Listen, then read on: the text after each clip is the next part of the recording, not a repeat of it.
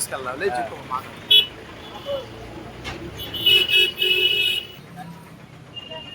నేను ఇక్కడ ఉన్నాను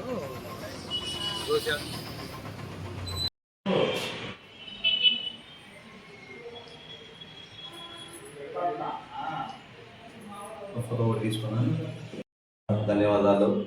గత 2 రోజులుగా చెల్లూరుపేట పక్కన ఎడ్లపాడు గ్రామంలో జరుగుతున్న విషయం అందరికీ తెలిసిందే. కాకపోతే చెల్లూరుపేట ప్రజలు మనందరూ కూడా విచారించవలసిన విషయం ఏంది అని అంటే, చెల్లూరుపేట ఎంత ప్రాముఖ్యమైంది. చెల్లూరుపేటలో సాక్షాత్తు పరమశివుడే పాదం మోపిన ఈ చెల్లూరుపేట ప్రస్తుత కాలంలో చెల్లూరుపేటగా పిలువబడుతున్న ఈ ఊరు పేరు కూడా ఎవరికి ఇక్కడ తెలియదు. చెల్లూరుపేటని పూర్వము సుఖపురి అని చెప్పేసి పిలిచేవాళ్ళు. ఇక్కడ సుఖమహర్షి అని చెప్పేసి మహామునులు ఇక్కడ తపస్సు చేశారు. చెల్లూరుపేటలో ఓంకార నది ఒడ్డున సుఖమహర్షి తపస్సు చేశాడు.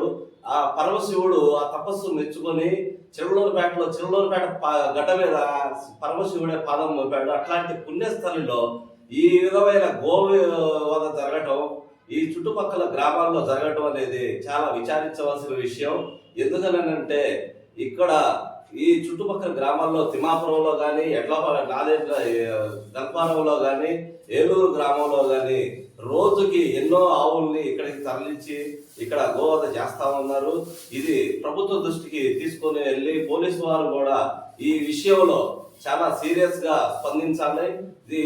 ఈ విషయాన్ని మేము కలెక్టర్ గారి దృష్టికి అండ్ ఎస్పీ గారి దృష్టికి కూడా తీసుకొని వెళ్ళదలుచుకున్నాము. రేపు మేమందరం కూడా కలెక్టర్ గారిని ఎస్పీ గారిని కలిసి ఒక మెమరాండం కూడా అందజేయబోతున్నాము. ఈ పుణ్యస్థలంలో ఇట్లాంటి విషయాలు జరగటం చాలా విచారించవలసిన విషయం.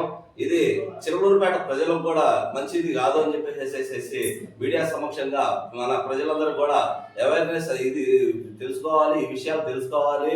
మీ చుట్టుపక్కల జరిగే అన్యాయాలని గోవధ జరుగుతూ ఉంటే మీరు కూడా ప్రశ్నించాలి.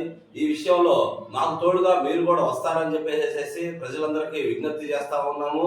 ఈ విషయాన్ని మీడియా మిత్రులు కూడా అందరికీ తెలిసే విధంగా ఈ విషయాన్ని ప్రజల్లోకి తీసుకెళ్తారని చెప్పేసి మీడియా మిత్రులు కూడా కోరుకుంటూ సెలవు తీసుకుంటా ఉన్నాను.